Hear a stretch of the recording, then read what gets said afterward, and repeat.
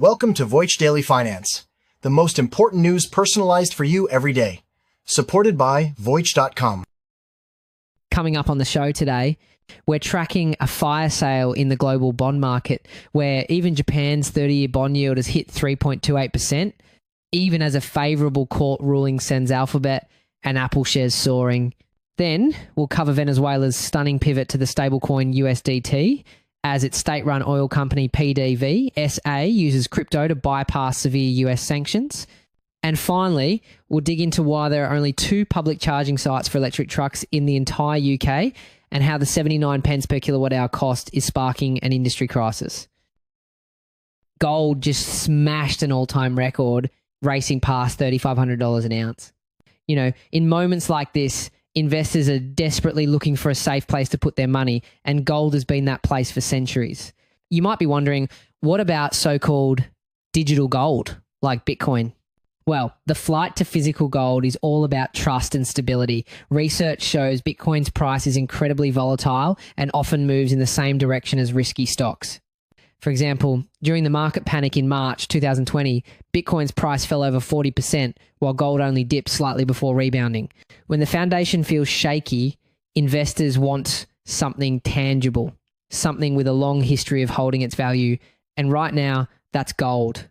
The reason for this panic is an eruption in what was once considered the safest investment on the planet, long-term government bonds. Investors are dumping government debt in a global fire sale.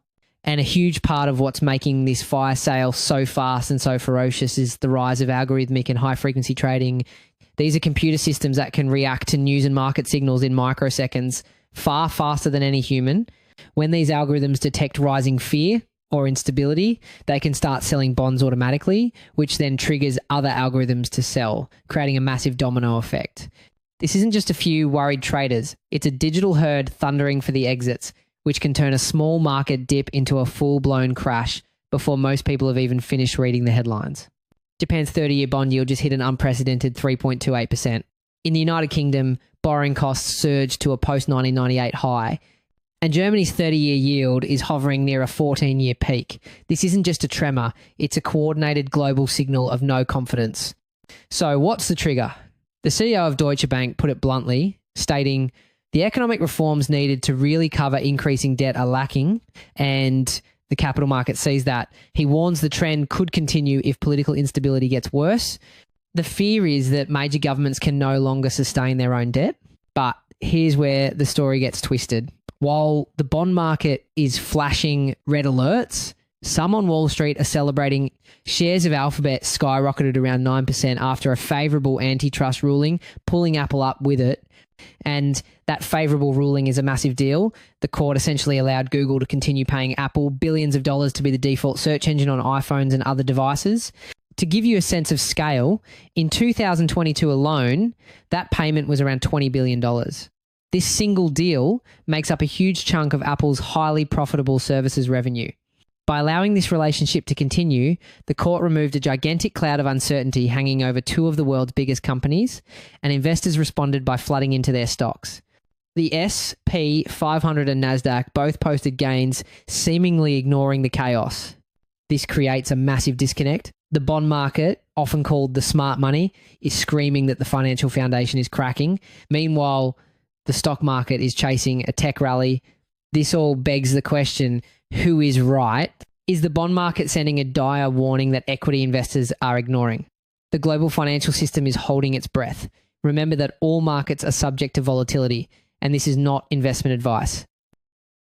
We were just talking about cracks appearing in the traditional financial system. Now, let's shift our focus to a country that's being forced to build an alternative one from scratch. A government cut off from the global financial system is now quietly embracing a US dollar-pegged cryptocurrency to keep its economy from collapsing. So, what exactly is a US dollar-pegged cryptocurrency? We're talking about a stablecoin, in this case, USDT, also known as Tether. Unlike Bitcoin, which has a volatile price, each USDT token is designed to always be worth exactly $1. This makes it incredibly useful for trade when you can't get your hands on actual physical dollars.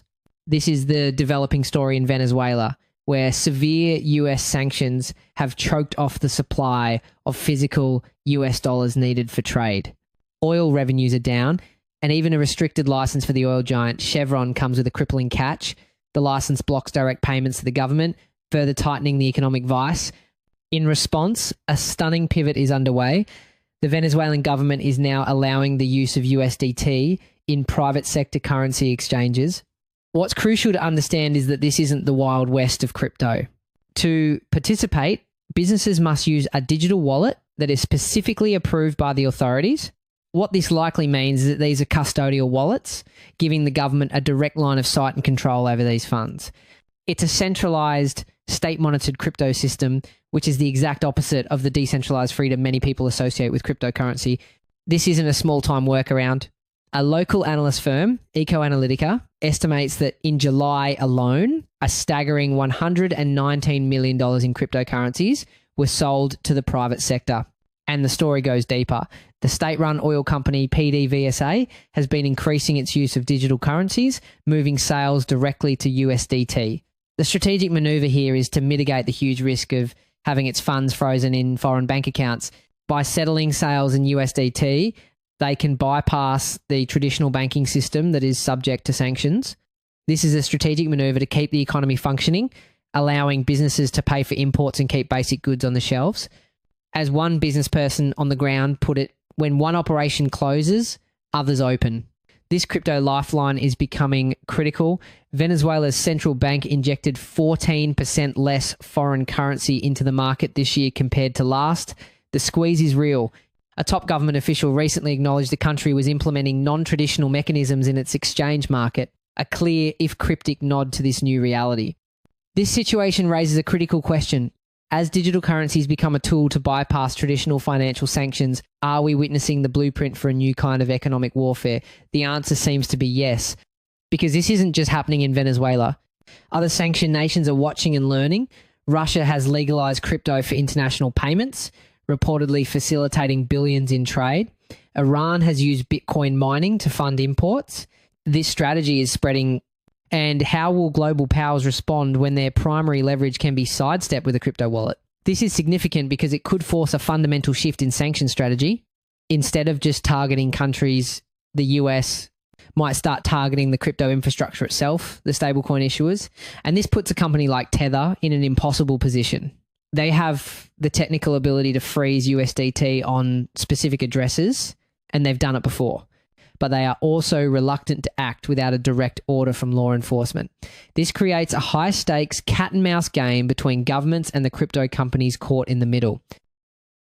From one high-stakes game of technology and regulation to another, it seems the UK's push for electric trucks is hitting a major roadblock. Get this. It costs an electric truck operator more than 4 times as much to charge on the road as it does at their own depot. The numbers are staggering.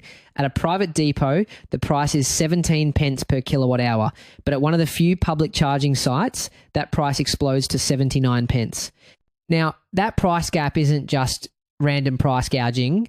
The reality is building a public charging station for a heavy goods vehicle is incredibly expensive.